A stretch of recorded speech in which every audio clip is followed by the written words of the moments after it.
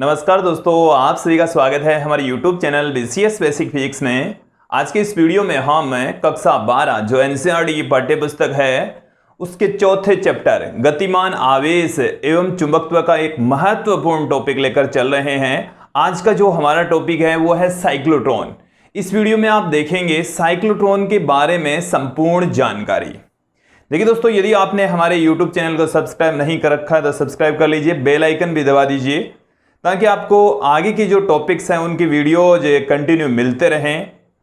देखिए दोस्तों, हमारे YouTube चैनल पर आपको NCERT का जो सिलेबस है वो करवाया जा रहा है और इसमें हमने पहला, दूसरा और तीसरा चैप्टर करवा दिया है। चौथा चैप्टर अभी चल रहा है और आज का जो टॉपिक है वो है साइक्लोट्रॉन, जो कि एग्जाम की दृष्टि से काफ़ी महत्वपूर्ण है। कंपटीशन एग्जाम की दृष्टि से भी काफ़ी इंपॉर्टेंट टॉपिक है ये। इस वीडियो में हम साइक्लोट्रॉन क्या होता है, इसका उद्देश्य क्या है, इसकी कार्यविधि, सिद्धांत और इसकी सीमाएं, उपयोग सब यहां पर इस वीडियो में देखने वाले हैं। वीडियो थोड़ा सा बड़ा होने वाला है, आप लोगों को धैर्य बनाकर रखना है। यदि कोई माइनर डाउट हो तो आप धैर्य बनाकर इसको देखते जाइए कंटिन्यू। यदि आप अंत तक बने रहेंगे तो सारे डाउट्स क्लियर हो जाएंगे, ये टॉपिक अच्छे से समझ में भी आ जाएगा। अब मैं इस वीडियो को स्टार्ट करता हूं और बात करते हैं साइक्लोट्रॉन। साइक्लोट्रॉन क्या चीज है? देखिए विद्यार्थी, ये एक विद्युत चुंबकीय युक्ति है जिसके द्वारा आवेशित कणों को त्वरित गति प्रदान की जाती है। देखो मेरी बात को सुन लीजिए फिर से कि ये एक विद्युत चुंबकीय युक्ति एक ऐसा उपकरण है जो कि विद्युत और चुंबकीय दोनों क्षेत्रों से चलता है और इसकी सहायता से आवेशित कणों को त्वरित गति प्रदान की जाती है। त्वरित गति का मतलब है उनको इतनी ऊर्जा दे दी जाती है कि उनके धीरे धीरे ऊर्जा देकर उनकी वेलोसिटी बढ़ा दी जाती है। त्वरित गति प्रदान करने में, त्वरित ऊर्जा प्रदान करने का कार्य साइक्लोट्रॉन के द्वारा किया जाता है। एक एक करके हम इनसे रिलेटेड सभी बिंदुओं के बारे में चर्चा करते हैं। देखिए इसका उद्देश्य क्या है कि आवेशित कणों को त्वरित गति प्रदान करना और साइक्लोट्रॉन की सहायता से सिर्फ धनावेशित कणों को ही त्वरित किया जा सकता है। धनावेशित पार्टिकल ही इसके जरिए त्वरित गति कर सकते हैं, त्वरित गति उनको प्रदान कर सकते हैं। देखिए कि जो साइक्लोट्रॉन है इसकी खोज करने वाले दो वैज्ञानिक थे, लॉरेंज और लिविंगस्टोन। 1934 में साइक्लोट्रॉन का निर्माण उन्होंने किया और उनका उद्देश्य था आवेशित कणों को त्वरित गति प्रदान करना। तो मैं एक एक करके यहां पर पुट कर रहा हूं कि साइक्लोट्रॉन क्या है। यह एक विद्युत चुंबकीय युक्ति है। यह एक विद्युत चुंबकीय युक्ति है। विद्युत चुंबकीय युक्ति है जिसकी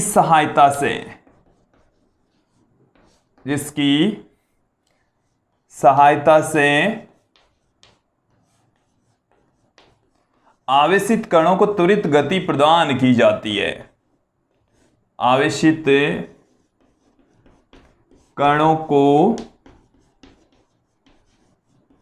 त्वरित गति प्रदान की जाती है। देखिए यहां पर इसकी खोजकर्ता कौन कौन थे?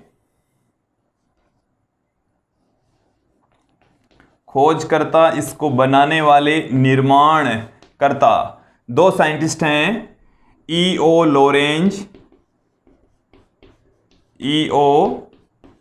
लॉरेंज और M.S. लिविंगस्टोन। दूसरे साइंटिस्ट का नाम है M.S. लिविंगस्टोन। M.S. लिविंगस्टोन, ये दो साइंटिस्टों ने मिलकर साइक्लोट्रॉन का निर्माण किया। अब देखिए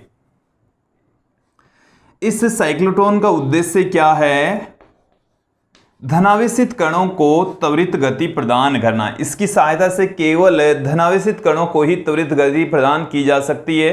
ऋणावेशित कणों को त्वरित गति प्रदान करने के लिए एक नए उपकरण का निर्माण किया गया जिसको हम बीटाट्रॉन कहते हैं। क्यों नहीं कर सकते, इसका रीजन हम इस वीडियो के अंत में आप लोगों को बताएंगे।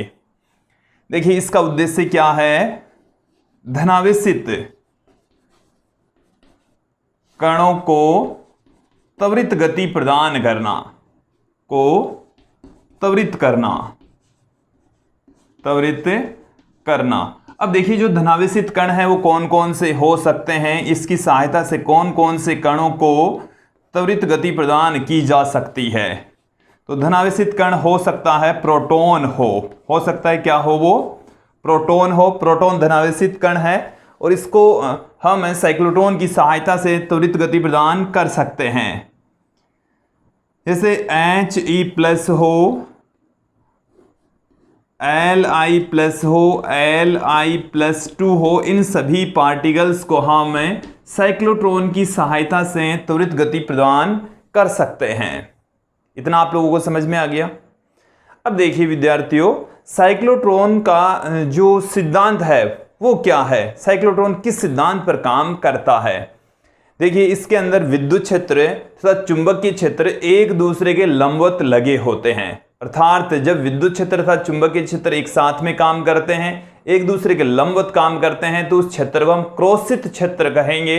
लास्ट जो टॉपिक है वेग वर्णनकर्ता, उसमें हमने क्रोशित क्षेत्र के बारे में आप लोगों को बताया भी है। देखिए एक बार फिर से सुन लीजिए कि जो साइक्लोट्रॉन है वो एक विद्युत चुंबकीय युक्ति है। यहां पर मैंने यहां पहले ही पुट कर दिया है, इसमें विद्युत क्षेत्र भी लगता है, चुंबकीय क्षेत्र भी लगता है, दोनों एक दूसरे के लंबवत काम करते हैं। और जब दोनों एक दूसरे के लंबवत काम करते हैं तो उस क्षेत्र को हम क्रोशित क्षेत्र कहेंगे। तो क्रोशित क्षेत्र होता है इसमें जो विद्युत क्षेत्र है वो आवेशित कणों को ऊर्जा प्रदान करेगा। आवेशित कणों को ऊर्जा प्रदान करने का काम कौन करेगा, विद्युत क्षेत्र। और जो चुंबकीय क्षेत्र है वो आवेशित कण को सर्कुलर पाथ पर घुमाने का काम करता है। देखिए दोस्तों, हमने एक टॉपिक पढ़ा है कि चुंबकीय क्षेत्र में आवेश की गति, याद कीजिए, और उसमें हमने एक बिंदु ये भी पढ़ा है कि जब आवेश चुंबकीय क्षेत्र के लंबवत गति करता हो, और जब आवेश चुंबकीय क्षेत्र के लंबवत गति करता है तो उसका पथ वृत्ताकार हो जाता है। हमने आपको वो टॉपिक भी अच्छे से समझा दिया है। और जब चुंबकीय क्षेत्र के लंबवत कोई आवेश गति करता है तो चुंबकीय बल उस आवेश को वृत्ताकार पथ में घुमा देता है। तो आवेश को वृत्ताकार पथ में घुमाने का काम तो कौन करेगा, चुंबकीय क्षेत्र। और जो विद्युत क्षेत्र है वो आवेश को ऊर्जा प्रदान करेगा, उसको एनर्जी देने का काम कौन करेगा, विद्युत क्षेत्र के द्वारा किया जाएगा। क्लियर। देखिए मैं इसका सिद्धांत यहां पर पुट कर देता हूं, फिर आप लोगों को इसके डायग्राम के जरिए थोड़ा सा समझाने का प्रयास करेंगे कि कैसे काम करता है। इसका सिद्धांत देखिए क्या है कि इसके अंदर क्रोशित क्षेत्र लगा होता है। क्या लगा होगा, क्रोशित क्षेत्र। मैं यहां पर ज्यादा लंबी चौड़ी थ्योरी पुट नहीं कर रहा, जो काम की चीजें वही पुट कर रहा हूं मैं। सिद्धांत देखिए, साइक्लोट्रॉन में क्रोशित क्षेत्र लगा होता है। साइक्लोट्रॉन में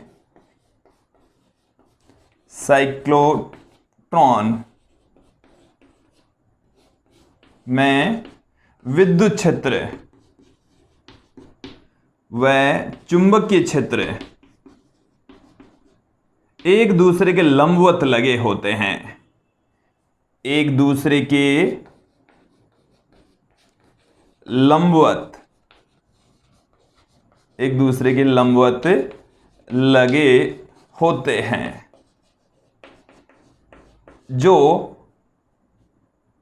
जिन्हें क्रोशित क्षेत्र कहा जाता है। जिन्हें क्या कहा जाता है, क्रोशित। जब विद्युत क्षेत्र तथा चुंबकीय क्षेत्र एक दूसरे के लंबवत काम करते हैं तो उस क्षेत्र को हम क्या कहेंगे, क्रोशित क्षेत्र कहते हैं, जिन्हें क्रोशित क्षेत्र कहा जाता है। क्लियर। अब देखिए हम कि भाई विद्युत क्षेत्र चुंबकीय क्षेत्र एक दूसरे के लंबवत लगे होते हैं। विद्युत क्षेत्र आवेशित कण को ऊर्जा प्रदान करता है और चुंबकीय क्षेत्र आवेशित कण को वृत्ताकार पथ में घुमाने का कार्य करता है। और यही साइक्लोट्रॉन का सिद्धांत है कि इसमें विद्युत क्षेत्र तथा चुंबकीय क्षेत्र दोनों मिलकर आवेशित कण को वृत्ताकार पथ में घुमाते हुए ऊर्जा प्रदान कर देते हैं। तो मैं यहां पर पुट कर देता हूं कि विद्युत क्षेत्र आवेशित कण को या आवेशित कण को ऊर्जा प्रदान करता है। क्या देता है? ऊर्जा देता है, ऊर्जा प्रदान करता है। जबकि चुंबकीय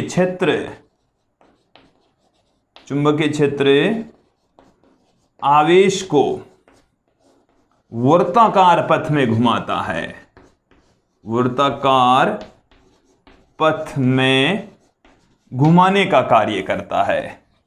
विद्यार्थियों, आपको नीचे यहां तक दिखाई दे रहा है कि नहीं दे रहा है? मैं देख लेता हूं कहां तक दिखाई दिया है। ये लास्ट में हमने एक और नीचे लाइन लिखी है, आवेश को वर्ताकार पथ में घुमाता है। बस केवल इतना ही लिखा है। यहां पर क्या लिखा है? घुमाता है। क्लियर? अब हम यहां पर चर्चा करते हैं कि जो साइक्लोट्रॉन है उसकी बनावट किस प्रकार की होती है। साइक्लोट्रॉन की बनावट देखिए,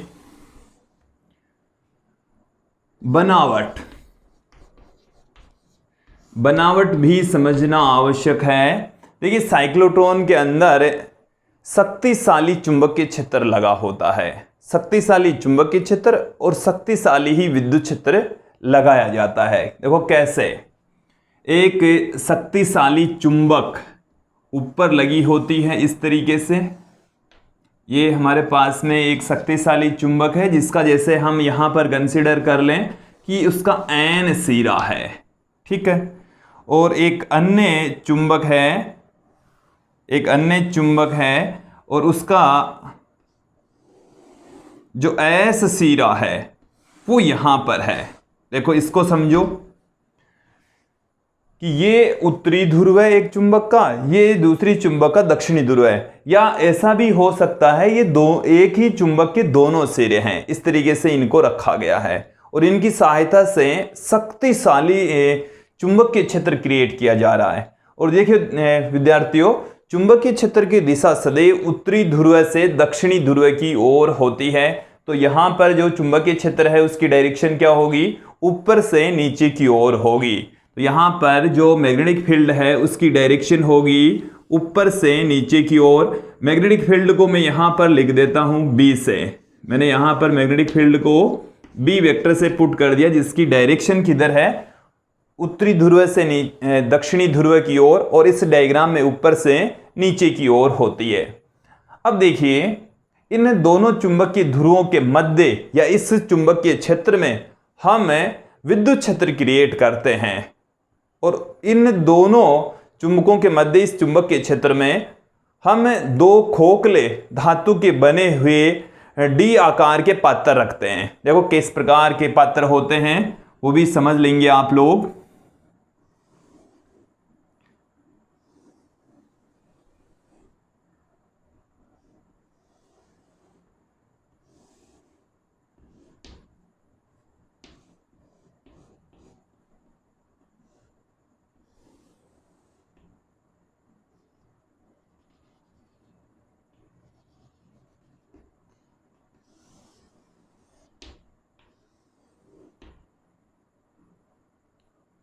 देखिए विद्यार्थियों, डी आकार के दो खोखले पात्र हैं। हो सकता है इस डायग्राम को देखकर आपको थोड़ा सा कम समझ में आए, अभी मैं और भी समझा दूंगा।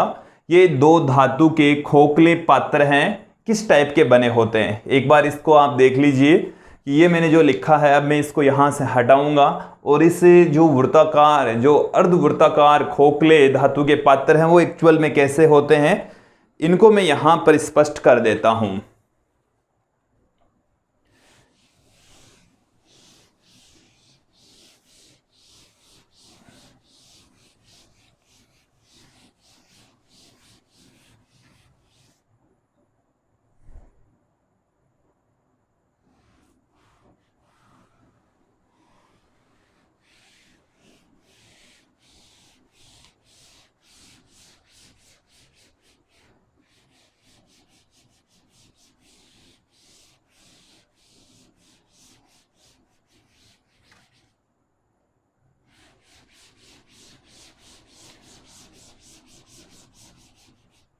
देखिए विद्यार्थियों, ये जो दो धातु के खोखले डी आकार के पात्र होते हैं, एक्चुअल में जब इन्हें ऊपर से नीचे की ओर देखा जाता है तो ऐसे दिखाई पड़ेंगे। ये अर्धवृत्ताकार पात्र होते हैं, इस तरीके से ऊपर से नीचे की ओर देखने पर ऐसे दिखाई पड़ेंगे।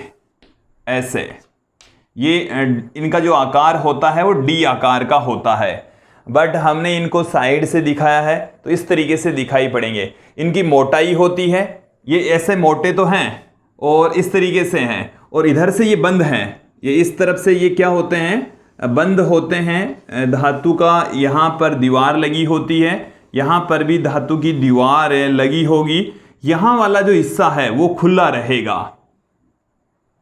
यहाँ वाला हिस्सा क्या रहेगा, देखो एक बार इस डी आकार के जो खोखले पात्र हैं इनको समझ लीजिए किस भांति होते हैं कि ये एक आपके पास में इस तरीके का, आप ऐसे समझिए कि ऐसे एक धातु का परत है डी आकार की, इसके ऊपर इधर इस तरीके से खड़ी दीवार लगा देते हैं, फिर सेम ऐसे की ऐसी और पात्र और रख देते हैं इसके ऊपर। तो एक तरफ से देखेंगे तो यहाँ से तो खोखला भाग है, ये इधर चारों ओर दीवार है, इसके दोनों तरफ इस तरीके से ऊपर नीचे धातु के पृष्ठ लगे हुए हैं। तो मुझे उम्मीद है आप लोगों को ये डी आकार का जो पात्र है वो समझ में आ गया होगा कि वह डी आकार का कैसे है और किस तरीके से ये बने होते हैं। ये क्लियर हो जाना चाहिए। तो देखिए दोस्तों, यहां पर दो डी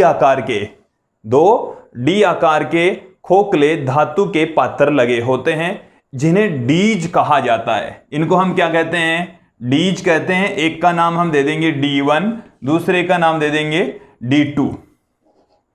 देखो अंग्रेजी के अक्सर डी की भांति होते हैं, इसलिए इनको नाम दिया गया है डी, और दो हैं इसलिए इनको डीज कहा गया है। एक डी को हम कहेंगे D1, दूसरे को कहेंगे D2। तो D1 तथा D2 दो खोखले धातु के पात्र होते हैं जिन्हें डीज कहा जाता है। अब इन दोनों पात्रों से हम एक उच्च आवर्ती वाले और उच्च वोल्टता वाले प्रत्यावर्ती वोल्टता स्रोत से इन दोनों को जोड़ देते हैं। अब मेरी बात को आप ध्यानपूर्वक सुनेंगे। हमने वोल्टता स्रोत के लिए जो प्रतीक चिन्ह यूज में लिया है वो इस तरीके का लिया है। अभी तक हमने जो वोल्टेज का जो प्रतीक चिन्ह है ये हमारे पास में वोल्टता स्रोत है, जिसको हम बैटरी कह रहे हैं, सेल या बैटरी कहा जा रहा है। क्लियर? इसमें धारा धन विभव से ऋण विभव की ओर प्रवाहित होती है, इस तरीके से करंट की डायरेक्शन होती है, ये हम जानते हैं। बट विद्यार्थियों, हमारे घरों में जो आने वाली जो धारा होती है वो प्रत्यावर्ती धारा होती है, इस प्रकार की धारा नहीं होती। ये तो डीसी करंट देता है। कौन सा करंट देगा? डीसी। और जबकि हमारे घरों में कौन सा आता है? प्रत्यावर्ती। और प्रत्यावर्ती जो वोल्टता है उसका प्रतीक चिन्ह इस तरीके का होता है। हालांकि प्रत्यावर्ती धारा वोल्टता इसके बारे में हम आगे संपूर्ण चर्चा करेंगे, बट आप लोग यहाँ पर समझ लीजिए कि ये जो प्रतीक चिन्ह आप देख रहे हैं ये प्रत्यावर्ती वोल्टता का है, और इसमें जो वोल्टेज है वो इस तरीके से बदलता है, ऐसे कि इस वोल्टेज का मान धनात्मक ऋणात्मक धनात्मक ऋणात्मक इस तरीके से होता है। और देखिए, एक चक्कर जितनी सेकंड में लगाता है उसको हम कहते हैं आवर्ती। क्या कहा जाता है? आवर्ती। और इंडिया में जो प्रत्यावर्ती वोल्टता है उसकी आवर्ती होती है 50 हर्ट्ज। इंडिया में जो प्रत्यावर्ती वोल्टता है उसकी आवर्ती कितनी है? 50 हर्ट्ज। इसका मतलब है कि इंडिया में जो प्रत्यावर्ती वोल्टता है इस टाइप की होती, धनात्मक ऋणात्मक चलती है, तो वो एक सेकंड में, ये जैसे एक चक्कर हो गया, ये दूसरा चक्कर हो गया, ऐसे 50 चक्कर लगा लेती है। एक सेकंड में कितने चक्कर लगा लेती है? 50 चक्कर। तो ऐसी प्रत्यावर्ती वोल्टता होती है। प्रत्यावर्ती वोल्टता का चिन्ह ये होता है। ठीक है। अब देखिए दोस्तों, यहां पर जो हम साइक्लोट्रॉन के अंदर जो प्रत्यावर्ती वोल्टता ले रहे हैं उसकी आवर्ती होती है बहुत ज्यादा। उसकी आवर्ती क्या होगी? बहुत ज्यादा। अब आवर्ती कितनी होगी मैं यहां पर क्लियर कर देता हूं। साइक्लोट्रॉन में प्रयुक्त जो आवर्ती है वो बहुत ज्यादा होती है। 10⁵ हर्ट्ज से 10⁶ हर्ट्ज की कोटि की आवर्ती होती है। इसका मतलब ये हुआ है कि एक सेकंड में 10⁶ बार इस तरीके से हो जाता है। क्लियर? 10⁶ बार आवर्ती, मतलब 10⁶ का मतलब हो गया, ये हो गया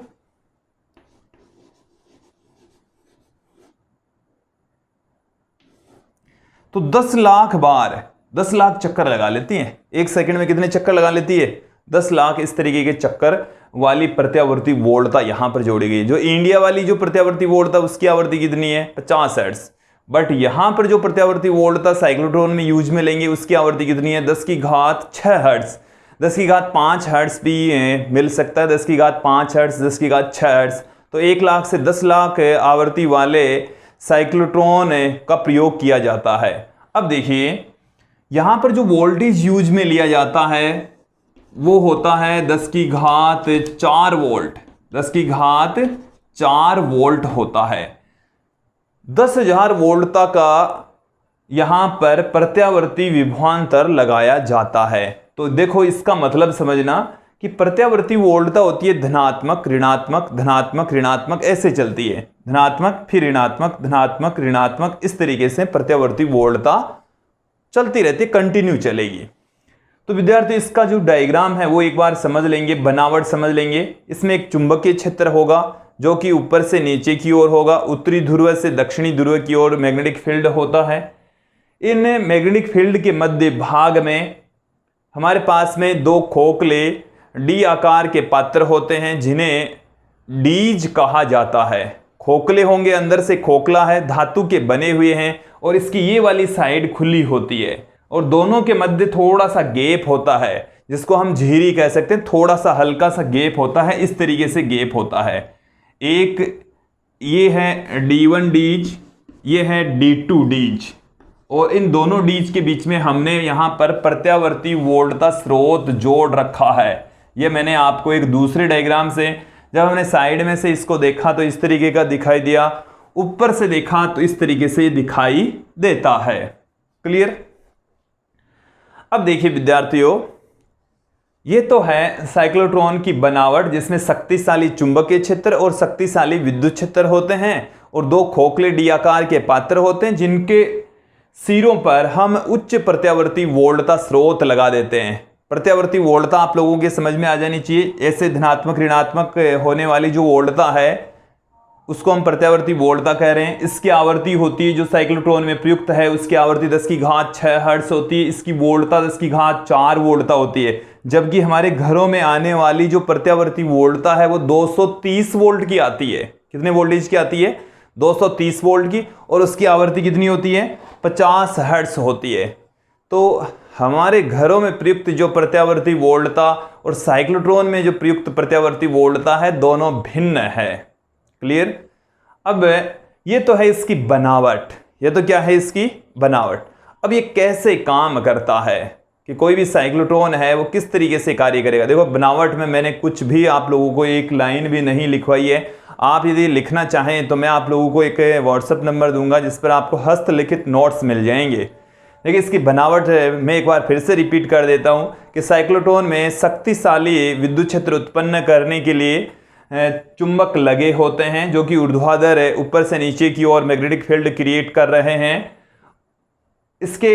इस मैग्नेटिक फील्ड के अंदर 2 अर्धवृत्ताकार या 2 खोखले डी आकार के धातु के पात्र होते हैं जिन्हें उच्च प्रत्यावर्ती वोल्टता स्रोत से संयोजित किया जाता है। इस उच्च प्रत्यावर्ती वोल्टता स्रोत की आवृत्ति 10 की घात 6 हर्ट्ज होती है तथा जो वोल्टता है वो 10 की घात 4 वोल्टेज होती है। तो आप लोगों को ये जो डायग्राम है इसकी बनावट है वो अच्छे से समझ में आ गई होगी। अब हम यहाँ पर चर्चा करते हैं इसकी कार्यविधि की। मैं देखिए दोस्तों कार्यविधि यहाँ पर समझा देता हूँ कैसे ये काम करता है। यहाँ से इसको हटा देते हैं एक बार। अब इसकी कार्यविधि को यहाँ पर समझाएंगे कि कैसे कोई साइक्लोट्रॉन काम करता है, इसमें जो आवेशित कण है वो कैसे त्वरित हो जाता है, आवेशित कण को त्वरित गति कैसे प्रदान की जाती है, ये हम यहां पर देख लेते हैं।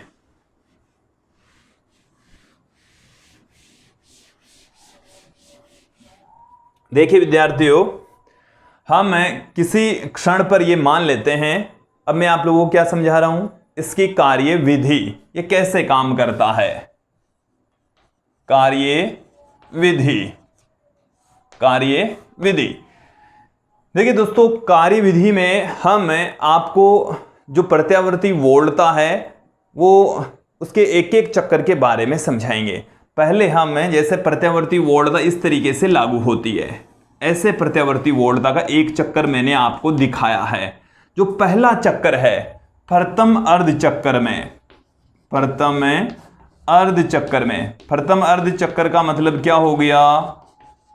प्रथम अर्ध चक्कर में अब मैं इस डायग्राम में आप लोगों को समझाऊंगा कि यहां से देखेंगे कि यहां से लेकर यहां तक ये एक चक्कर हो गया और ये पहले चक्कर का आधा हिस्सा यहां से यहां तक होगा, यहां से यहां तक होगा।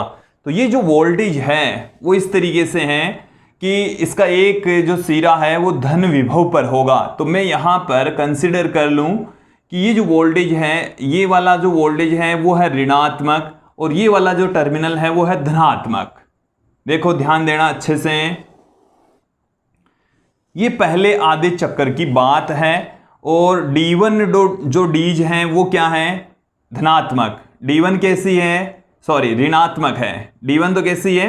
ऋणात्मक। और D2 जो डीज हैं वो कैसी है? धनात्मक है, धन विभव पर है। क्लियर?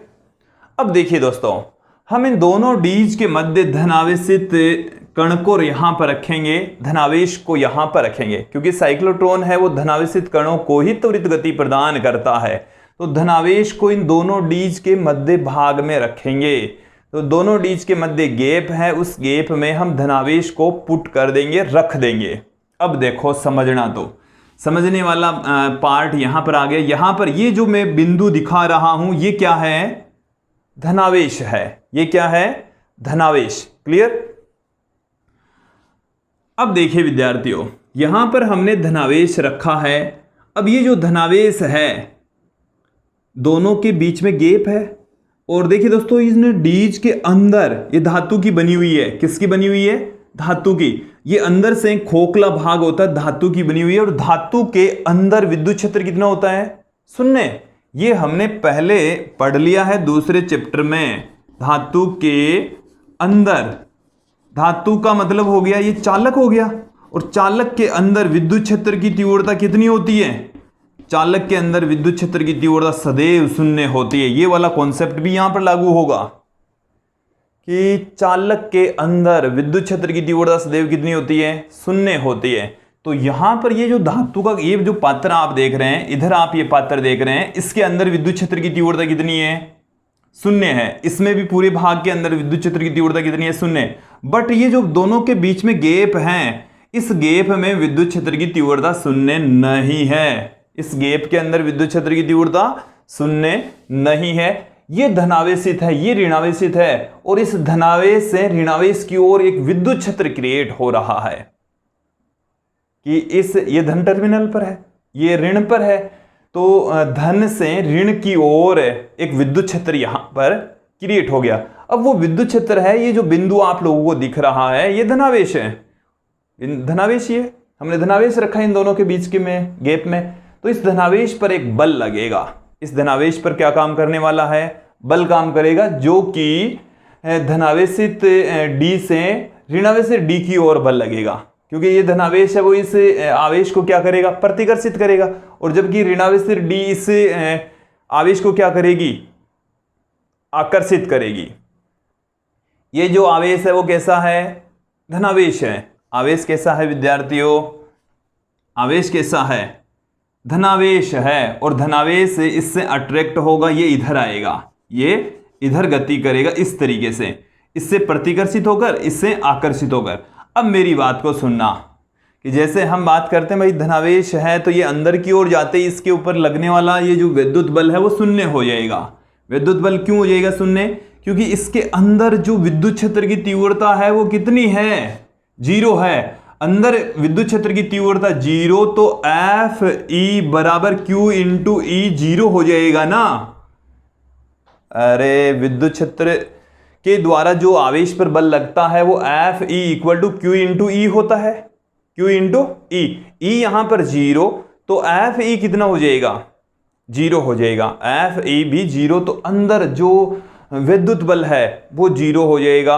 आवेश पर कोई बल काम नहीं करेगा। देखो यहां पर इस गैप में काम करता है बस। विद्युत बल कहां लगेगा? ये दोनों डीज के बीच में जो गैप है इस गैप में काम करेगा। अंदर क्यों काम नहीं करता? क्योंकि अंदर विद्युत क्षेत्र की तीव्रता 0 होती है। अंदर विद्युत क्षेत्र की तीव्रता 0 क्यों होती है? क्योंकि चालक के अंदर विद्युत क्षेत्र की तीव्रता 0 होती है। ये हमने दूसरे चैप्टर में पढ़ लिया है, सेकंड चैप्टर में इसको हमने क्लियर कर लिया है कि चालक के अंदर विद्युत क्षेत्र की तीव्रता कितनी होती है? 0 होती है। तो अंदर विद्युत क्षेत्र की तीव्रता 0, इसके ऊपर लगने वाला विद्युत बल भी 0, आवेश जिधर गति कर रहा है उधर गति करेगा। अब देखो, विद्युत क्षेत्र का काम तो यही था कि इसको इधर गति करवा दिया। क्लियर? अब देखो, ऊपर से नीचे की ओर, ऊपर से नीचे की ओर यहां पर चुंबकीय क्षेत्र भी लग रहा है। ऊपर से नीचे की ओर का क्या काम कर रहा है? चुंबकीय क्षेत्र। और देखिए दोस्तों, चुंबकीय क्षेत्र क्या करता है? यदि कोई आवेश चुंबकीय क्षेत्र के लंबवत गति कर रहा है, देखो ये तो ऐसे हैं डीज, दोनों डीज इस तरीके से हैं, और एक डीज से दूसरी डीज की ओर, इस डीज से इस डीज की ओर ये आवेशित कण चला। चुंबकीय क्षेत्र ऊपर से नीचे की ओर है, आवेश इधर गति कर रहा है। देखो ये ऐसे हैं दोनों डीज, तो आवेश इधर से इधर गया, आवेश इस डी से इस डी की ओर गया। चुंबकीय क्षेत्र ऊपर से नीचे की ओर है। अब देखो, ये जो चुंबकीय क्षेत्र है वो इसके ऊपर चुंबकीय बल लगाएगा। कौन सा बल काम करेगा यहां पर? अब चुंबकीय बल काम करेगा। और चुंबकीय बल क्या होता है? Fm बराबर QVB साइन थीटा।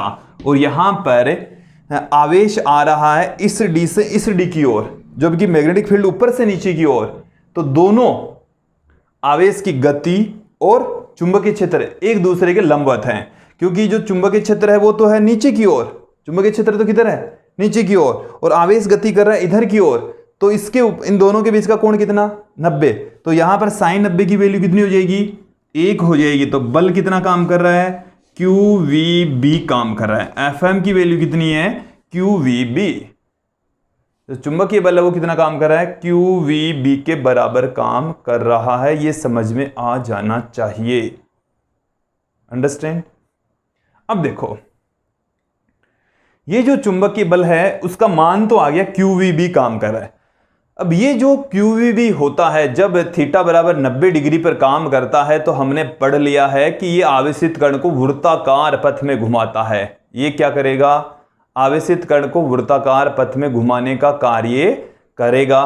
तो यहां पर जो आवेशित कण है वो इधर आया, और आते ही इसके ऊपर ये चुंबकीय बल काम करने लग जाएगा। आते ही क्या करेगा? चुंबकीय बल काम करेगा। तो देखो, चुंबकीय बल काम करने के लिए फ्लेमिंग के बाएं हाथ का नियम हम यूज में लेंगे। देखिए, कुछ विद्यार्थियों को ये समझ नहीं आ रहा था, एक बार फिर से सुन लीजिए। फ्लेमिंग का बायां हाथ का नियम क्या है? पहले तो आपको बायां हाथ ही यूज में लेना है। तो ये मैंने बायां हाथ यूज में लिया। इसमें अंगूठा, तर्जनी तथा मध्यमा को इस प्रकार रखना है कि तीनों एक दूसरे के लंबवत रहें। तो ये आपस में क्या है? तीनों परपेंडिकुलर हैं। ठीक है। तर्जनी चुंबकीय क्षेत्र की दिशा में होनी चाहिए, ये आवेश के वेग की दिशा में होनी चाहिए। तो अंगूठा उस आवेश पर लगने वाले बल की दिशा को व्यक्त करेगा। आप इन दो को उनकी डायरेक्शन में रख लीजिए। जिधर अंगूठा होगा उस डायरेक्शन में ही क्या होगा? चुंबकीय बल होगा। अब मैं यहां पर समझने से पहले यहां पर समझाता हूं। इसमें चुंबकीय क्षेत्र है ऊपर से नीचे की ओर ऐसे, तो चुंबकीय क्षेत्र की डायरेक्शन इधर, आवेश का वेग इधर, तो अंगूठा किधर है? नीचे की ओर है। अंगूठा किधर है? नीचे की ओर। तो इसके ऊपर इस आवेश जब इधर गति कर रहा है तो इसके ऊपर नीचे की ओर इधर बल लगेगा। तो इधर बल लगेगा तो ये आवेश ऐसे घूमकर वापस यहां आ जाएगा, ऐसे घूमकर यहां आ जाएगा, क्योंकि ऐसे बल काम करता जाएगा हमेशा, इसको वृत्ताकार पथ में घुमा देता है। जब चुंबकीय क्षेत्र गति के लंबवत काम करता है तो उस पर चुंबकीय बल काम करेगा और वो उस कण को वृत्ताकार पथ में घुमा देता है। यहां पर देखिए, मैग्नेटिक फील्ड किधर लग रहा है? ऐसे ऊपर से नीचे की ओर। देखो मेरी हाथ की स्थिति देखिए, ऊपर से नीचे की ओर ये वाली अंगुली हमने रखी, ये जो कि मैग्नेटिक फील्ड को बता रही है। आवेश मैंने ये कहा कि इस D2 से D1 की ओर आ रहा है, इधर आ रहा है, तो इधर इसमें आवेश इधर आ रहा है और मैग्नेटिक फील्ड नीचे की ओर है, और ये अंगूठा किधर है? बाहर की ओर। तो ये जो आवेश इधर ऐसे आ रहा था तो उस पर बाहर की ओर बल लगेगा, इस पर बाहर की ओर बल लगेगा तो ये ऐसे घूमेगा, ऐसे घूम जाएगा। आप विद्यार्थियों बोर्ड पर ध्यान रखेंगे, यदि कंटिन्यू फोकस रखेंगे तो मैं गारंटी देता हूं कि ये टॉपिक समझ में आ जाएगा। काफी इंपॉर्टेंट टॉपिक है। कैसे ये कार्य करता है वो अच्छे से समझ आ सकता है। कंटिन्यू आप बने रहेंगे, देखते रहिए, समझने का प्रयास कीजिए, कमेंट पर ध्यान मत दीजिए। क्लियर? देखो, तो इस आवेशित, ये जो आवेशित कण है वो ऐसे चलेगा, इधर से D2 से D1 की ओर चलेगा। जब ये धनात्मक होता है, ये ऋणात्मक होता है पहले आधे चक्कर में, तो ये इधर से ऐसे घूमता हुआ, बल लगेगा तो घूमता हुआ वापस इस गैप में ही आ जाएगा, वापस उसी गैप में आ जाएगा। ये आवेशित कण वापस घूमता हुआ किधर आ जाएगा? उसी गैप के अंदर आ जाएगा। ऐसे घूमता हुआ वापस यहीं आ गया। क्यों आया? कौन घुमा रहा है इसको? चुंबकीय बल घुमा रहा है। कौन घुमाया? इस एक पार्टिकल को किसने घुमाया? चुंबकीय बल ने घुमाया, चुंबकीय क्षेत्र ने घुमाया। क्लियर? वापस इस गैप में आ जाता है, वापस इसी गैप में आ जाता है। अब देखो, ये जो हम वोल्टेज ले रहे हैं वो इस तरीके से ले रहे हैं कि यहां से पहले आधे चक्कर में आवेश घूमता हुआ यहां आ गया, आवेश यहां से घूमता हुआ यहां आ गया। अब मैं दूसरे आधे चक्कर के लिए एक अलग से डायग्राम आप लोगों के सामने रख देता हूं।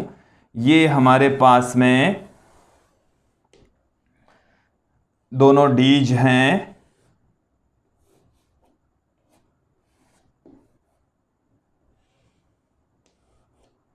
ये दोनों डीज हैं, ये D1 है, ये D2 है, और ये हमारे पास में है प्रत्यावर्ती वोल्टता स्रोत। देखो, पहले आधे चक्कर का तो डायग्राम है ये, और अब मैं जो डायग्राम बना रहा हूं वो है द्वितीय अर्धचक्कर। द्वितीय अर्धचक्कर, ये प्रत्यावर्ती वोल्टता का द्वितीय अर्धचक्कर है। दूसरा आधा चक्कर, पहला आधा चक्कर तो यहां से यहां तक था, अब दूसरा आधा चक्कर यहां तक है। यहां से लेकर यहां तक ये पूरा एक चक्कर, यहां से यहां तक पहला आधा चक्कर, और यहां से यहां तक दूसरा आधा चक्कर है। अब हम इस चक्कर की बात करते हैं। तो देखो, पहले जो सिरे थे धनात्मक ऋणात्मक, अब उसके अपोजिट हो गए। अब उसके क्या हो जाएंगे? अपोजिट। मतलब ये जो टर्मिनल पहले नेगेटिव था, ये पॉजिटिव था, अब क्या हो जाएगा? ये तो हो जाएगा पॉजिटिव, ये तो क्या हो जाएगा? पॉजिटिव, और ये क्या हो जाएगा? नेगेटिव हो जाएगा। देखो, ये वाला ऋणात्मक था तो धनात्मक हो गया, धनात्मक था तो ये ऋणात्मक हो गया। क्यों हुआ? क्योंकि इसकी ध्रुवता बदल जाती है। तो इन डीज की ध्रुवता भी क्या हो गई? जो धनावेशित वो ऋणावेशित हो गई, और ऋणावेशित वाली डी क्या हो गई? धनावेशित हो गई। तो इस तरीके से डीज की ध्रुवता प्राप्त हो जाती है। अब जो आवेश था वो इधर से इस तरीके से घूमता हुआ यहां पर था, यहां से स्टार्ट हुआ आवेश घूमना, और घूमता हुआ आधे चक्कर के बाद में यहां पर आ गया वापस।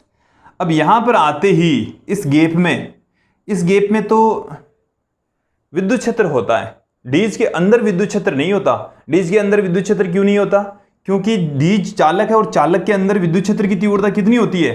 0 होती है। ये मैंने क्लियर कर दिया है, आप भी अपने दिमाग में फिट बिठा लीजिए। चालक के अंदर विद्युत क्षेत्र की तीव्रता कितनी होती है? 0 होती है।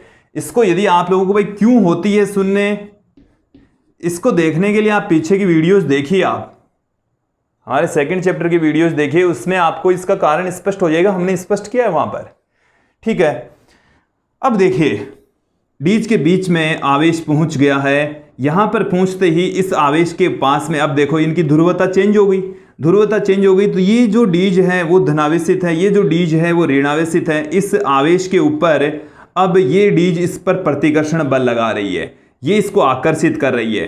तो जैसे ये यहां से यहां तक तो इस बल के अधीन चलता है, और फिर से इस पर चुंबकीय बल काम करेगा, इसको घुमाकर यहां ले आएगा। इसको देखो, पहले आधे चक्कर में तो यहां से यहां तक आया, फिर यहां से यहां तक तो इसको विद्युत ऊर्जा देता है। विद्युत क्षेत्र इसको क्या प्रदान करता है? विद्युत ऊर्जा प्रदान करता है। तो ये तेजी से गति करेगा, इस डीज से इस डीज की ओर तेजी से गति करेगा, क्योंकि इसको क्या मिलती है? विद्युत ऊर्जा मिलती है। ये धनावेश इसको प्रतिकर्षित करता है, ऋणावेश इसको आकर्षित करता है। अब देखो, फिर से समझो कि ये जो यहां पर वृत्ताकार होता हुआ यहां पर वापस आ गया। हम वापस चलते हैं इधर की ओर, इस तरफ चलेंगे कि भाई वृत्ताकार पथ में घूमता हुआ आवेश यहां आ गया। अब ये यहां से वापस यहां पर आ जाता है। क्यों? चुंबकीय बल तो वैसे ही काम कर रहा है, चुंबकीय बल तो उसी तरीके से ही काम कर रहा है। चुंबकीय बल तो, क्योंकि चुंबकीय क्षेत्र ऊपर से नीचे की ओर है। आवेश को घुमाने का काम, एक बार यदि घूमना स्टार्ट कर दिया उसके लंबवत इस तरीके से घुमाने का काम करेगा और वृत्ताकार पथ में ही घुमाता है। बट जो विद्युत क्षेत्र है उसको बार बार इस गैप में आते ही उसको ऊर्जा दे देता है। अरे विद्युत बल लग रहा है, इसका मतलब उसको ऊर्जा दे रहा है। आवेश पर क्या लग रहा है, इस गैप में आते ही विद्युत बल लग रहा है, और विद्युत बल लग रहा है इट मीन्स उस आवेश को विद्युत ऊर्जा प्रदान की जा रही है। तो विद्युत ऊर्जा मिलते ही इसका जो वृत्ताकार पथ है ना वो थोड़ा सा बढ़ जाता है।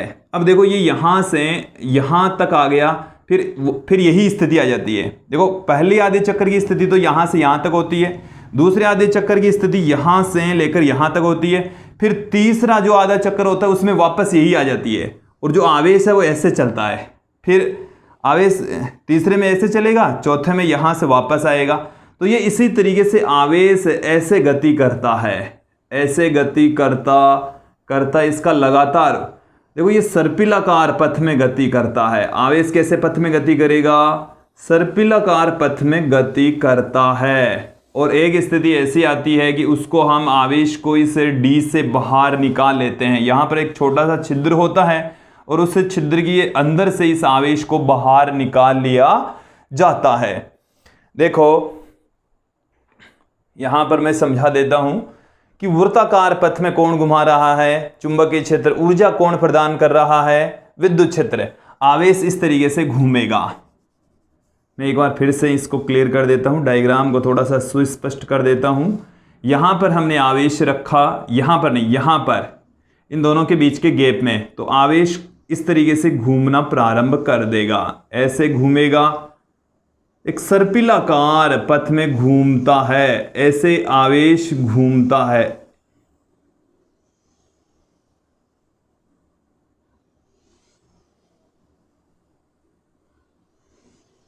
इस तरीके से घूमता हुआ आवेश यहां से एक बारीक से छिद्र में से बाहर निकाल लिया जाता है और इसको किसी लक्ष्य के ऊपर आपतित करवा देते हैं। यहां पर हमारा टारगेट है, उस टारगेट पर इस आवेशित कण को आपतित करवा देते हैं। तो विद्यार्थियों डायग्राम पूर्णतः बिगड़ चुका है, बट समझ में आ जाना चाहिए कि दोनों डीज इस तरीके से हैं। इसमें आवेश इस तरीके से घूमता घूमता बड़ा सा वृत्ताकार पथ बनाता हुआ इसकी ऊर्जा बहुत ज़्यादा हो जाएगी और उसकी ऊर्जा बहुत ज़्यादा होने के पश्चात एक छोटे से भाग से इसको बाहर निकाल लेते हैं। ये जो घटना घटित होती है, जितना लंबा चौड़ा हमारे को इसको समझाने में लगा, ये माइक्रो सेकेंड में हो जाती है। बहुत कम समय में इतने में ये घटना हो जाती है, बहुत कम समय लगता है। ऐसे नहीं होता कि इसमें बहुत लंबा चौड़ा ये है और इसमें घुमाने में बहुत ज़्यादा समय लगेगा, ऐसा कुछ नहीं है। क्योंकि इसको चक्कर लगने में, क्योंकि आप देखो ना कि इसको ये धनावेशित ऋणावेशित ऐसे कंटिन्यू होगा, तो धनावेशित ऋणावेशित होने में 1 सेकंड में कितनी बार हो जाता है, 10 की घात 6 बार हो जाता है, 10 की घात 6 बार हो जाता है। तो 10 की घात 6 बार ये ऐसे चक्कर लगा रहा है, 10 की घात 6 चक्कर लगा लेगा 1 सेकंड में, तो ये 10 की घात 6 चक्कर, तो ये मिली सेकेंड, बहुत कम समय के अंदर ये घटना समाप्त हो जाती है। आवेशित कण अपने लक्ष्य पर जाकर टकरा जाता है, बहुत ऊर्जा मिल जाएगी और तेजी से बाहर निकलेगा और अपने लक्ष्य पर जाकर टकरा जाएगा। बताइए आप लोगों को साइक्लोट्रॉन की बनावट समझ में आ गई, कार्यविधि समझ में आ गई। कार्यविधि को मैं एक बार फिर से समझा दूंगा, चलिए मैं बनावट को भी एक बार फिर से समझा देंगे। आप फिर से धैर्य बनाकर रखिए, कुछ बालकों की डिमांड है फिर से समझाइए। कुछ बालक लेट जुड़ते हैं, इस वजह से उनको समझ नहीं आता, क्लास बीच में छोड़कर चले जाते हैं। देखिए शुरू से यदि आप इसमें बने हुए हैं, कंटिन्यू बने हुए हैं, तो कुछ कॉन्सेप्ट ऐसे भी होते हैं कि हमारे को उसका आंसर थोड़ा लेट मिलता है, क्योंकि धीरे धीरे चीज़ें क्लियर होती है, सारी चीज़ें एक साथ नहीं बता सकते। साइक्लोट्रॉन के अंदर 2 शक्तिशाली चुंबक होते हैं जो कि ऊपर से नीचे की ओर मैग्नेटिक फील्ड क्रिएट करते हैं। एन से एस की ओर चुंबकीय क्षेत्र लगता है, जो कि हमने यहाँ पर दिखाया है, ठीक है। इन दोनों चुंबक के मध्य 2 खोखले डी आकार के पात्र होते हैं, एक ऐसे दूसरा ऐसे, इस तरीके के 2 डी आकार के पात्र होते हैं। दोनों के बीच में ऐसे थोड़ा सा गैप होता है, एक डी आकार का ऐसे और दूसरा डी आकार का ऐसे, क्लियर। दोनों के अंदर से खोखला होता है, इधर से जो हिस्सा होता है वो खोखला होता है, इधर से जो इसका हिस्सा होगा वो खोखला होगा, और चारों ओर इधर की दीवार और इधर की दीवार बंद होगी। तो 2 खोखले आकार के डी आकार के खोखले धातु के पात्र होते हैं, जिन्हें डीज कहा जाता है। D1 तथा D2 उनके नाम हैं। अब इन डीज के मध्य हम शक्तिशाली प्रत्यावर्ती वोल्टता स्रोत जोड़ देते हैं। मतलब हमने क्या लगाया, एक वोल्टेज लगाया, प्रत्यावर्ती टाइप का लगाया, और उसकी जो आवृत्ति है वो 10 की घात 6 हर्ट्ज, जो वोल्टेज है वो 10 की घात 4 वोल्टेज का वोल्टेज यहां पर हमने आरोपित कर दिया है, प्रत्यावर्ती विभवांतर यहां पर हमने लगा दिया है। ये तो इसकी बनावट हो गई, ठीक है। अब ये कैसे काम करता है, कैसे कोई आवेश त्वरित गति प्रदान करता है, तो इसके मध्य भाग में जो दोनों डीज के बीच में जो गैप होता है, उस गैप में हम धनावेश रख देंगे। कैसा कण रखा जाता है, धनावेशित कण रखा जाता है। उस धनावेशित कण के ऊपर विद्युत बल लगता है। पहले इस गैप में कौन सा बल लगेगा, विद्युत बल लगेगा, जो कि एक डी से दूसरी डी की ओर उसको धक्का मारेगा। धनावेश को क्या करेगा, धनावेशित डी तो धक्का मारेगी, ऋणावेशित डी उसको खींचेगी, तो उसको ऊर्जा मिल जाएगी। तो एक बार जब आवेश इन दोनों डीज के बीच में गैप में आता है तो उसको ऊर्जा मिल जाती है। क्या मिल जाएगी, ऊर्जा। तो यहां से ऊर्जा पाकर जो आवेश है वो इस डीज के अंदर जाएगा। अंदर विद्युत क्षेत्र की तीव्रता शून्य होती, अंदर इसके ऊपर कोई बल नहीं लगता। यदि अंदर भी बल लगता तो ये सीधा इसकी दीवार से जाकर टकरा जाता, बट यहां पर अंदर कोई बल काम नहीं करा।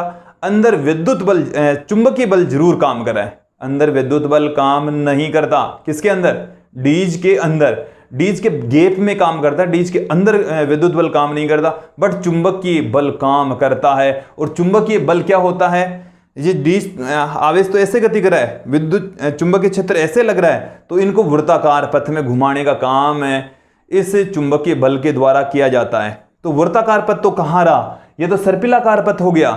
लगातार इसकी रेडियस बढ़ रही है। कैसे बढ़ रही है, तो फिर देखो इसके रेडियस बढ़ने के पीछे रीजन है कि हर आधे चक्कर में, यहां से आधा चक्कर लगा, फिर विद्युत बल मिल गया इसको, विद्युत बल से इसको विद्युत ऊर्जा मिली, तो विद्युत ऊर्जा मिलते ही इसकी रेडियस बढ़ जाती है। तो इसका फिर यहां से यहां पर आया, फिर विद्युत ऊर्जा मिल गई। तो एक चक्कर में कितनी बार विद्युत ऊर्जा मिल गई, इसको 2 बार मिल गई, क्योंकि एक चक्कर में ये 2 बार इस गैप में आ जाता है। 2 बार इस गैप में, एक तो इधर आएगा एक इधर आएगा, तो एक चक्कर जब पूरा होता है तो 2 बार इसको विद्युत ऊर्जा मिल जाती है।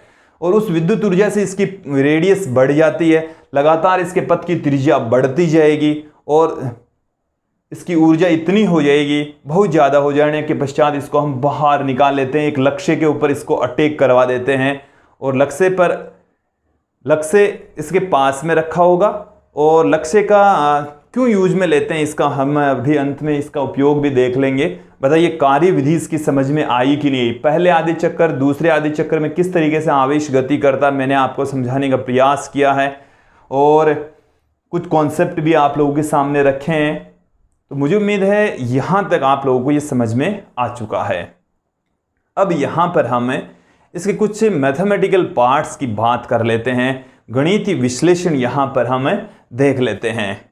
तो विद्यार्थियों मैं यहां से अब इसको हटा देता हूं, पूरे डायग्राम को ही, पूरे बोर्ड को एक बार साफ कर देते हैं।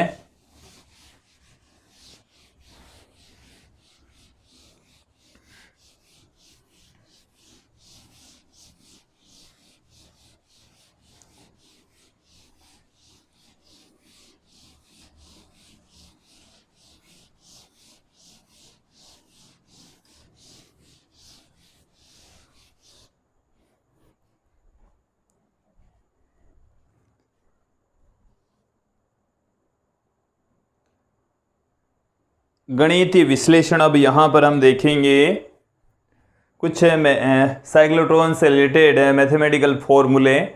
ये फॉर्मूले हम पहले पढ़ चुके हैं। जब कोई आवेश चुंबकीय क्षेत्र में गति करता है तो उनसे जुड़े हुए जो फॉर्मूले की वृत्ताकार पथ की त्रिज्या, वेग, आवर्ती, ऊर्जा, वही फॉर्मूले यहाँ पर भी होंगे। आप यहाँ पर देखिए साइक्लोट्रॉन के अंदर इस तरीके से डीज होते हैं और उन्हें डीज के अंदर आवेशित कण गति करता है। आवेशित कण इस तरीके से गति करेगा, ऐसे बाहर निकल जाएगा, हम ये जानते हैं। अब देखिए विद्यार्थियों, इसके गणितीय विश्लेषण में हम यहाँ पर यही देखेंगे कि जो वृत्ताकार पथ की त्रिज्या है उसमें बहुत कम बदलाव होता है, थोड़ी सी वृद्धि होती है। प्रत्येक चक्कर के पश्चात वृद्धि होती है, बट थोड़ी सी ही वृद्धि होती है। तो हम यहाँ पर देखेंगे कि हम लगभग वृत्ताकार पथ यदि यहाँ पर मान लें तो जो आवश्यक अभिकेंद्रीय बल होता है, आवश्यक अभिकेंद्रीय बल, आवेश को मिलने वाला आवश्यक अभिकेंद्रीय बल चुंबकीय बल प्रदान करता है। कौन प्रदान करेगा? चुंबकीय बल। यदि हम आवेशित कण का जो द्रव्यमान है वो स्मॉल m कंसिडर कर लें, ये m क्या है? आवेश का द्रव्यमान है, और किसी चक्कर के दौरान आवेश का जो वेग है वो है v, r उसके पथ की त्रिज्या, आवेश का जो यह है कण का आवेश जो कि हम q लेकर चल रहे हैं, और यहां पर जो मैग्नेटिक फील्ड ऊपर से नीचे की ओर लग रही है वो मैग्नेटिक फील्ड B है, यहां पर चुंबकीय क्षेत्र B है। ठीक है, अब देखिए विद्यार्थियों, तो जो अभिकेंद्रीय बल है उसको हम mv²/r से पुट कर सकते हैं, और यहां पर जो चुंबकीय बल लगता है वो qvb लगता है। अब बोर्ड पर फोकस रखिए पूरा का पूरा, एक v से यहां से एक v कैंसिल हो गया, mv/r बराबर आ गया qb। ये रिलेशन हमारे पास में आ चुका है। इसी रिलेशन की सहायता से हम ज्ञात करेंगे सारे फॉर्मूले। देखिए सबसे पहले देखिए आवेश की पथ की त्रिज्या क्या हो जाएगी? यहां से बोलिए r बराबर हम क्या लिख सकते हैं? mv/qb लिख सकते हैं। फिर सेकंड पार्ट देखिए, आवेश का वेग v बराबर यहां से क्या आ जाएगा? हम क्या पुट कर सकते हैं? बोलिए qbr/m पुट कर सकते हैं। देखो ये r इधर आ गया, m इसके डिवाइड में चला गया, तो qbr/m आ गया है। आवेश का वेग v बराबर qbr/m आ चुका है। अब हम कोणीय आवर्ती की बात करते हैं, तो कोणीय आवर्ती को हम ओमेगा से पुट करते हैं। ओमेगा बराबर होता है v/r, तो यहां से इस r को नीचे ले आएंगे तो qb/m आ जाएगा। यह है कोणीय आवर्ती। रेखीय आवर्ती क्या होती है? देखिए आवेशित कण की रेखीय आवर्ती f बराबर होता है ω/2π, तो यहां से qb, इसमें 2π का भाग लगा देंगे तो 2πm आ गया है। आवेशित कण को एक पूरा चक्कर लगाने में लगा समय, तो आवेशित कण का जो आवर्तकाल है वो क्या हो जाएगा? कैपिटल T बराबर होता है 1/f, तो यहां से ये हमारे पास में आ गया है 2πm/qb, तो qb/2πm तो ऊपर चला गया। बताइए समझ में आ गया यहां तक? अब आवेशित कण की ऊर्जा, तो ऊर्जा उसकी सिर्फ गतिज ऊर्जा होती है जिसको हम 12mv² से पुट करते हैं 1/2m। v का मान ये रहा, तो q² b² r² आ गया। देखिए E बराबर हमारे पास में फाइनली जो वैल्यू है वो क्या आ गई? q² b² r²/2m प्राप्त हो चुकी है, क्योंकि m से एक m कैंसिल हो गया, q² b² r²/2m आ चुका है। ये हमारे पास में आ चुका है आवेशित कण की ऊर्जा। क्लियर? अब देखिए विद्यार्थियों, मैं आपको थोड़ा सा याद दिलाता हूं, इसमें एक बार ऐसे भी पूछ लेते हैं कि जैसे आवेशित कण की ऊर्जा हो गई कैपिटल E, अधिकतम ऊर्जा उसकी कितनी हुई? E, तो E ऊर्जा प्राप्त करता है आवेशित कण, तो उससे पहले वो कितने चक्कर लगा लेता है? तो आवेशित कण की ऊर्जा को हमने एक तो ये तरीके से लिखा है। अब देखो आवेशित कण को ऊर्जा जो मिल रही है, इसको मैं यहां पर समझा रहा हूं कि यहां पर आवेश जब इस गैप में आता है तो जो ऊर्जा है, विद्युत ऊर्जा, वो Q इंटू V के रूप में मिलती है। किस रूप में मिलती है? Q इंटू V के रूप में। Q आवेश है और V इन दोनों के बीच का वोल्टेज है, तो ऊर्जा प्रत्येक जब गैप में आता है, आवेश जब गैप में होता है तब उसको ऊर्जा कितनी मिलती है? QV। और एक चक्कर में वो कितनी बार आता है? 2 बार। एक चक्कर में आवेश इस गैप में कितनी बार आएगा? 2 बार आएगा, तो उसकी ऊर्जा, एक चक्कर में उसको ऊर्जा मिलेगी 2 QV। एक चक्कर में प्राप्त ऊर्जा कितनी है? आवेश के द्वारा एक चक्कर में प्राप्त ऊर्जा, एक चक्कर में प्राप्त ऊर्जा, एक चक्कर में प्राप्त ऊर्जा हो जाएगी 2qv, 2qv। और n चक्कर में प्राप्त ऊर्जा कितनी हो जाएगी? n चक्कर में प्राप्त ऊर्जा को हम E से लिख दें, जो कि n इंटू में 2qv होगी, 2qv। ये जो v है वो वोल्टेज है, ये v क्या है? वोल्टेज। और ऊर्जा को हम इससे भी तो लिख सकते हैं, ऊर्जा को इससे भी लिखा जा सकता है। तो कैपिटल N बराबर, यहां से देखिए N बराबर E बट्टे में क्या लिख सकते हैं? E बट्टे में 2Q कैपिटल V, और E का मान कितना है? Q square B square R square upon 2M। ये तो मैंने E का मान रखा। यहां पर भी देखिए 2QV पुट कर देंगे हम, 2QV। तो देखिए कट पिट कर यहां पर क्या निकल कर आ रहा है? N का मान निकल कर आ रहा है। तो N का मान देखो क्या आ जाएगा? Q से एक Q कैंसिल हो गया, तो Q B square R square बट्टे में 2 इंटू 2 क्या हो गया? 4M capital V। तो Q B square R square upon 4M V हमारे पास में चक्रों की संख्या आ जाएगी। तो ये था गणितीय विश्लेषण। अब यहाँ पर हम चर्चा करेंगे साइक्लोट्रॉन की सीमा तथा इसका उपयोग, साइक्लोट्रॉन का उपयोग कहाँ नहीं होता और कहाँ पर होता है, ये हम देख लेते हैं।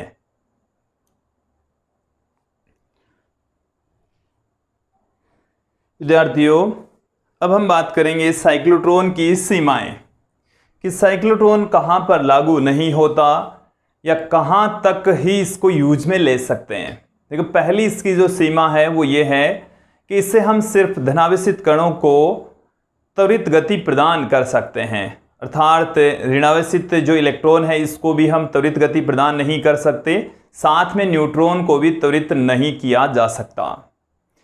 तो इलेक्ट्रॉन को त्वरित क्यों नहीं किया जा सकता, जबकि वो तो एक आवेशित कण है और उसे जब हम डीज के मध्य रखते हैं तो वो भी विद्युत बल तथा चुंबकीय बल दोनों ग्रहण कर सकता है, उसको भी तो ऊर्जा मिलनी चाहिए। वो साइक्लोट्रॉन से त्वरित गति क्यों प्राप्त नहीं कर सकता? तो उसके पीछे रीजन क्या होता वो समझ लीजिए। देखिए अब है साइक्लोट्रॉन की सीमाएं, कहाँ पर ये फेल हो जाता है। तो देखिए इसकी सहायता से इलेक्ट्रॉन, साइक्लोट्रॉन से इलेक्ट्रॉन को त्वरित गति प्रदान नहीं कर सकते, साइक्लोट्रॉन से इलेक्ट्रॉन को त्वरित नहीं कर सकते, त्वरित नहीं कर सकते। उसके पीछे रीजन क्या है? इसका आवेश नहीं है, इसका द्रव्यमान है, क्योंकि इलेक्ट्रॉन का द्रव्यमान कम होता है, इलेक्ट्रॉन का द्रव्यमान काफी कम होता है, इलेक्ट्रॉन का द्रव्यमान बहुत कम होता है, बहुत कम होता है। देखिए मेरी बात को सुनना, आप समझना। जैसे यहाँ पर ऊर्जा प्रदान करते हैं तो जो इसका द्रव्यमान है वो काफ़ी कम होता है, और जब जो द्रव्यमान कम द्रव्यमान वाले कण गति करते हैं तो उनके द्रव्यमान में भी बदलाव आ जाता है। वो जब तेजी से गति करेंगे तो उनके द्रव्यमान में भी परिवर्तन आ जाएगा। जैसे मान लीजिए कि कोई पार्टिकल है जिसका द्रव्यमान m0 है और वो यदि v वेग से गति कर रहा है तो उसका जो द्रव्यमान है m रह जाएगा। तो जैसे साइक्लोट्रॉन से उसको हम त्वरित गति प्रदान करेंगे तो उसका जो द्रव्यमान है वो बदल जाएगा, द्रव्यमान में परिवर्तन होता चला जाएगा। तो द्रव्यमान बदलता है तो जो हमारे पास में फॉर्मूले हमने आप लोगों के सामने रखे हैं, R बराबर mv अपॉन में qb, द्रव्यमान बदल रहा है तो ये जो रेडियस है वो तो द्रव्यमान से भी चेंज हो रही है। हमने तो ये पढ़ा है कि जब ऊर्जा देंगे तो रेडियस चेंज होगी, बट यहाँ पर तो इलेक्ट्रॉन है उसका द्रव्यमान भी बदल रहा है, तो द्रव्यमान उसकी वजह से भी त्रिज्या बदल जाएगी बाद में। इस वजह से द्रव्यमान कम होने के कारण से इसके द्रव्यमान पर आइंस्टीन के जरिए हमने रिलेटिविटी थ्योरी के जरिए हमने एक फॉर्मूला निकाला, m बराबर m0 बट्टे में 1 - v square by c square. तो यहाँ पर जो विराम अवस्था में इलेक्ट्रॉन का द्रव्यमान m0 और जब वो v वेग से गति करता है तो उसका द्रव्यमान बढ़ जाता है, उसका द्रव्यमान क्या हो जाता है? बढ़ जाता है, ये वैल्यू घटेगी तो छोटी वैल्यू का भाग लगाएंगे, बड़ा मान हो जाएगा। द्रव्यमान बदल जाने के कारण से इलेक्ट्रॉन को साइक्लोट्रॉन की सहायता से त्वरित गति प्रदान नहीं कर सकते, हल्का होने के कारण से त्वरित गति प्रदान नहीं कर सकते। फिर देखिए सेकंड पार्ट इसका कि इससे हम न्यूट्रॉन को भी त्वरित नहीं कर सकते। इससे न्यूट्रॉन जो कि उदासीन कण है, उदासीन कण को तो यहां से कर ही नहीं सकते, इससे न्यूट्रॉन को भी त्वरित नहीं किया जा सकता, त्वरित नहीं किया जा सकता। विद्यार्थियों, जब आप हायर एजुकेशन लेंगे और आपको यदि फिजिक्स पढ़ने का मौका मिलेगा तो आप त्वरित टॉपिक पढ़ेंगे कॉलेज में। एक्सेलरेटर, अलग अलग प्रकार के एक्सेलरेटर होते हैं जिनसे विभिन्न प्रकार के कणों को त्वरित गति प्रदान की जाती है। तो इलेक्ट्रॉन को त्वरित गति प्रदान करने के लिए भी एक त्वरित्र होता है और उस त्वरित्र को हम कहते हैं बीटाट्रॉन है, बीटाट्रॉन। तो बीटाट्रॉन की सहायता से हम क्या कर सकते हैं, इलेक्ट्रॉन को त्वरित गति प्रदान कर सकते हैं। इलेक्ट्रॉन को त्वरित गति प्रदान करता है, कौन करता है, बीटाट्रॉन करता है। विद्यार्थियों, वीडियो काफी लंबा हो गया, फिर भी आप हमारे साथ में अभी तक जुड़े हुए हैं। अब हम अंत में यहां पर देख लेते हैं साइक्लोट्रॉन के उपयोग, क्या उपयोग हैं। देखिए पहला जो उपयोग है, इसका मूलभूत जो कार्य है वो है धनावेशित कणों को त्वरित गति प्रदान करना। अब वो जो त्वरित धनावेश हैं उनसे हम क्या करेंगे, देखिए उनसे क्या किया जा सकता है, नाभिकीय अभिक्रियाओं का अध्ययन किया जा सकता है। नाभिकीय अभिक्रियाओं के अध्ययन में, नाभिकीय अभिक्रियाओं के अध्ययन में दूसरा क्या है, रेडियो एक्टिव नाभिकों के निर्माण में, रेडियो एक्टिव नाभिकों के निर्माण में, रेडियो एक्टिव नाभिकों के निर्माण में भी हम साइक्लोट्रॉन को यूज में लेंगे। इसके साथ में ठोसों में आयनों को रोपित करने में, ठोसों में आयनों को रोपित करने में, और देखिए नए नाभिकों का निर्माण करने में, रेडियो एक्टिव नाभिकों का निर्माण करने में, नए नाभिकों का निर्माण करने में भी साइक्लोट्रॉन को हम यूज में लेते हैं। तो दोस्तों ये हैं साइक्लोट्रॉन के उपयोग। काफ़ी लंबा चौड़ा वीडियो हो गया है और मुझे उम्मीद है कि मैंने इसका जो मेन पार्ट है, इसका जो कार्य विधि है वो आप लोगों को अच्छे से समझाने का प्रयास किया है। वो यदि समझ में आ गई तो पूरा साइक्लोट्रॉन समझ में आ जाएगा। इस वीडियो की यदि आपको नोट्स प्राप्त करने हैं तो व्हाट्सअप कीजिए इन नंबरों पर, सिर्फ व्हाट्सअप करना है, किसी भी कंडीशन में कॉल नहीं करना है। ये है हमारे व्हाट्सअप नंबर, इससे आप इस चैप्टर के नोट्स प्राप्त कर सकते हैं। तो दोस्तों आज के लिए इतना ही, धन्यवाद दोस्तों।